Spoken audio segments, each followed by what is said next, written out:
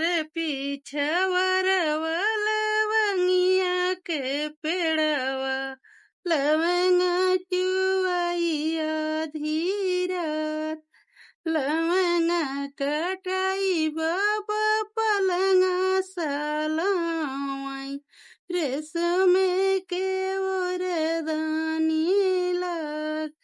तेही पलंगे सोवाई दुल्हा दुल्हन दे जोड़वा धूमिल होई जाय ओतई चलऊं बाबा कई बेटी जोड़वा धूमिल होई जाय एतनी बचनी जब सुनली दुल्हन दे उठली पिछौर झहराय एक बना गईली दोसर बना गईली तीसरे जमुनवा के तीर यही पर बाटा के वही पर केवटा हम उतर वही पर आजू की रतिया निवासों धनिया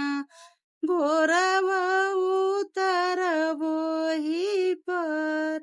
खाई के देवई धना जल की मछरिया पढ़ने के देवई तो हई जल आजू की रतिया निवासों धनिया भोरवा उतर वही पर खाई के देवई धना